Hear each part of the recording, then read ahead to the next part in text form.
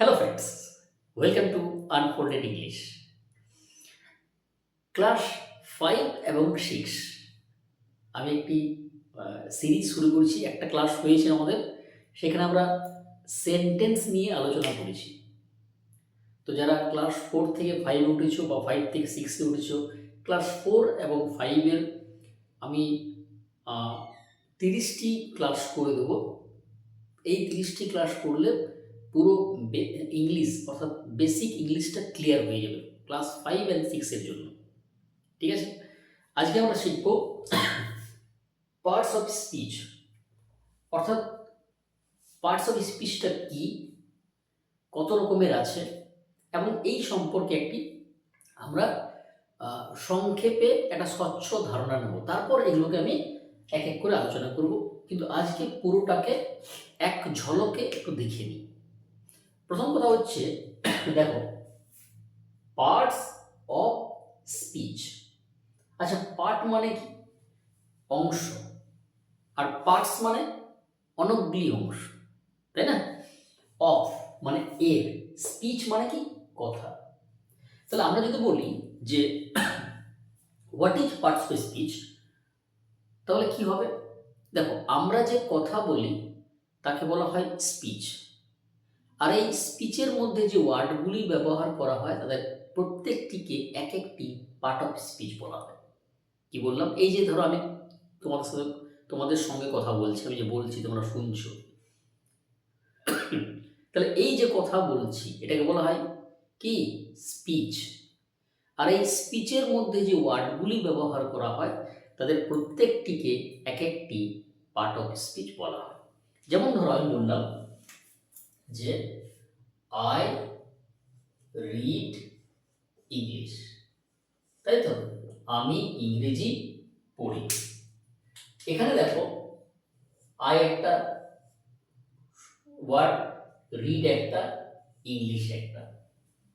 ঠিক আছে, I read English.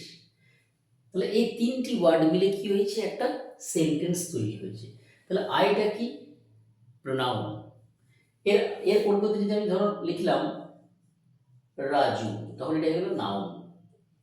তখন এটা হয়ে যাবে রিডস। এটা কি? ভার্ব। ইংলিশটা কি? নাউন।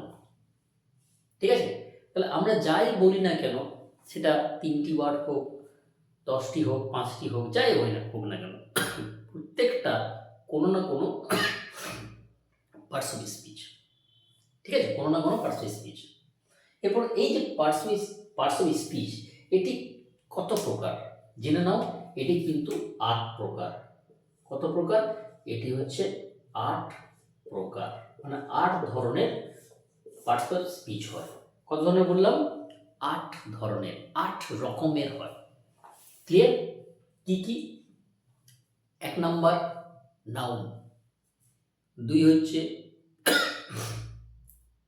প্রোনাউন, 3 হচ্ছে অ্যাডজেক্টিভ, 4 হচ্ছে ভার্ব, 5 হচ্ছে অ্যাডভার্ব, 6 হচ্ছে প্রিপোজিশন, 7 হচ্ছে কনজাংশন, এবং 8 হচ্ছে ইন্টারজেকশন। তাহলে 8 রকমের পার্টস অফ স্পিচ আছে। আচ্ছা দেখো, প্রথমে কি রয়েছে? নাউন। আচ্ছা, নাউন মানে কি বলতো? যে ওয়ার্ড দ্বারা কোনো কিছুর নাম বোঝায় সেটা হচ্ছে নাউন।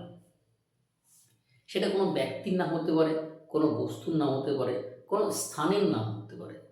যা কিছু নাম, অর্থাৎ noun is a naming word. নাম বোঝালে সেটা কি হবে? নাউন। ঠিক আছে, যেমন ধরো রতন, স্টুডেন্ট, চেয়ার, এগুলো কি? এগুলো হচ্ছে আমার নাউন। আচ্ছা, 2 হচ্ছে প্রোনাউন। দেখো, নাউনের আগে একটা প্রো আছে। প্রো মানে কি? পরিবর্তে, অর্থাৎ নাউনের পরিবর্তে যেটা বসে, নাউনের জায়গায় যেটি বসে তাকে বলা হয় প্রোনাউন। যেমন ধরো I, we, you, he, she, they, এইগুলো কি? Pronoun.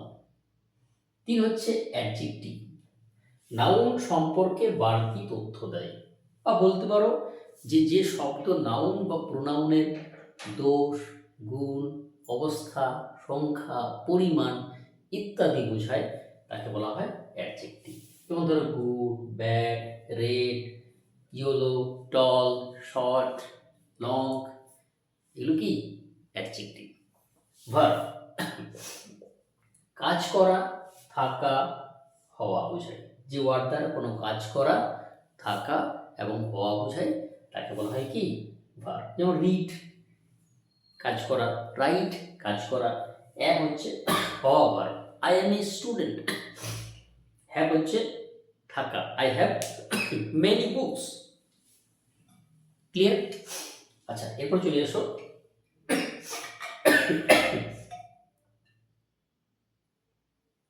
Adverb. What is adverb? দেখো, ভার্বের সঙ্গে যুক্ত আছে অ্যাড। সরি, শরীরটা একটু খারাপ রয়েছে। অ্যাডভার্ব